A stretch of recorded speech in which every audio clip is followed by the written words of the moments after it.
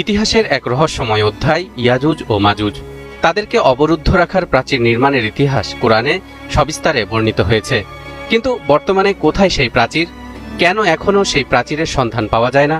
বাদশাহ জুলকারনাইনের নির্মিত সেই দেয়াল কি কাস্পিয়ান সাগরের তীরে, নাকি ককেশাস পর্বতমালায়, নাকি তা অনেক আগেই মাটি চাপা পড়ে গেছে? দর্শক, আজকের ভিডিওতে আমরা জানব কোরআন, হাদিস এবং ইতিহাসের আলোকে ইয়াজুজ মাজুজের প্রাচীর ঘিরে প্রচলিত মতামত ও রহস্যময় কিছু তথ্য। সঙ্গেই থাকুন। কোরআনুল কারিমে ইয়াজুজ মাজুজের প্রাচীর নির্মাণের ঘটনাটি বর্ণিত হয়েছে সূরা কাহফের 93 থেকে 98 নম্বর আয়াতে। আর এই ঘটনার সাথে জড়িয়ে আছে বাদশাহ জুলকারনাইনের নাম।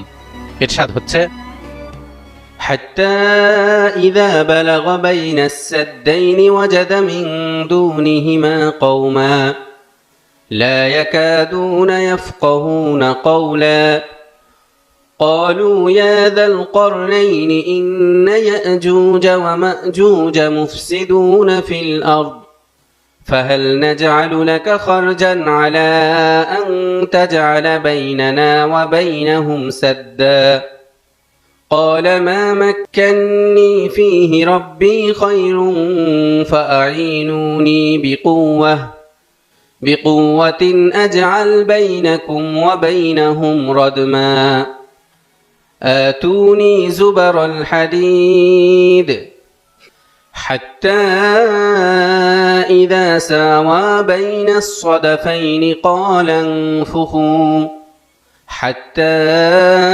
إذا جعله نارا قال آتوني أفرغ عليه قطرا فما استطاعوا أن يظهروه وما استطاعوا له نقبا قال هذا رحمة من ربي فإذا جاء وعد ربي جعله دكا وكان وعد ربي حقا। অবশেষে যখন তিনি দুই পর্বত প্রাচীরের মধ্যস্থলে পৌঁছলেন, তখন তিনি সেখানে এক জাতিকে পেলেন যারা তার কথা একেবারেই বুঝতে পারছিল না। তারা বলল, হে জুলকারনাইন, ইয়াজুজ ও মাজুজ দেশে অশান্তি সৃষ্টি করছে। আপনি বললে আমরা আপনার জন্য কিছু কর ধার্য করব এ শর্তে যে আপনি আমাদের ও তাদের মধ্যে একটি প্রাচীর নির্মাণ করে দিবেন। তিনি বললেন, আমার রব আমাকে যে সামর্থ্য দিয়েছেন তাই যথেষ্ট। অতএব তোমরা আমাকে শ্রম দিয়ে সাহায্য করো, আমি তোমাদের ও তাদের মাঝে একটি সুদৃঢ় প্রাচীর নির্মাণ করে দিব। তোমরা আমাকে লোহার পাত এনে দাও। অবশেষে যখন